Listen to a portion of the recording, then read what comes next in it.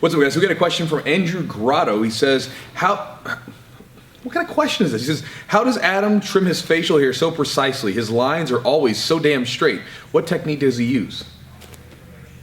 Adam. Okay. Now on to a real question, Andrew. This one comes from PJ. PJ says, when I'm stuck in someone's guard trying to pass and they break my posture so my head is in their chest, they are able to just hold me there the whole time quite easily. He says, are there any tips for escaping this, other than not letting it happen in the first place? So, PJ, I'm going to show you some ways that you can get out of it, but not getting in there is going to be a good start. And I'm going to share one little tip that might be helpful to you as far as not letting that happen, and then we'll talk about how to get out of there, okay? I can't believe I did this. As always, this is my lovely assistant, Mr. Adam Wilson. I totally didn't give him his normal cut in. All right, so from here, PJ, I just want to share this one little tip with you. It might be really helpful to you as a white belt, right? And that is the belly button rule. Imagine this is like the belt, the belly button, whatever you want to think about right here. We do not let our body sort of move over that. Here's why, okay? If I do this, pull in, it knocks me off balance, right? Whereas if I'm literally a couple inches back with good posture, pull me in, much stronger here. The difference is here, pull me in. Okay, and this is not, let go for 1 second, this is not unlike other positions in jiu-jitsu. Stand up for me, Adam, real fast. Let's say that Adam is passing my guard, he's standing over top of me, and I'm in a position where I've got 2 feet on the hips, okay? If he's back here, right, I can't really do much because he's got good posture. The minute he starts to lean over top of me, right,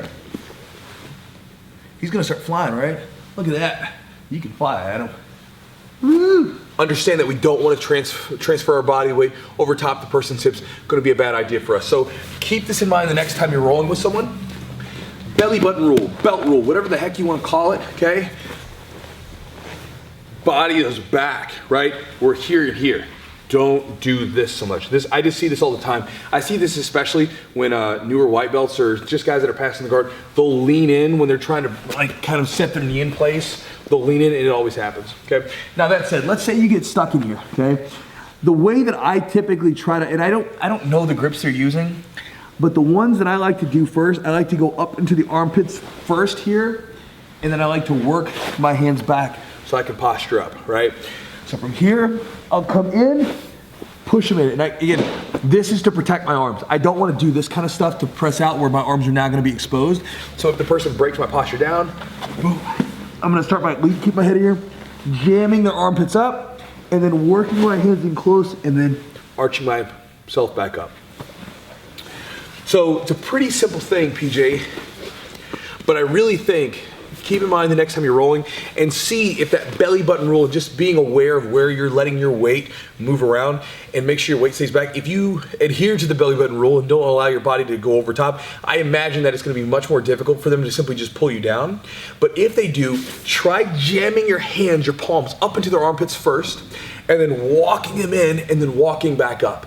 Because a lot of times, it works pretty well for me, and that's typically what I've had to do. Because a lot of times if I try to bring my hands in other places, arm bars and things like that are open, but if I bring them in close to the hips, it's really hard for them to deal with. And the last little thing I'll share with you, again, I share this all the time on the channel, do not look at the guard position as a positive position for you. If you're in the guard and you're on top, you're in the defensive spot. You're not in the offensive spot. You have to have that mindset of being in the defensive, because if you make a wrong move, you're getting submitted, okay? So you need to think of it just like you do mount, side control, back mount, any of those bad positions. Your job is to stay tight, bring those hands together, and take your time and be very patient. So PJ, brother, hope that's helpful to you. I'm finished. Adam?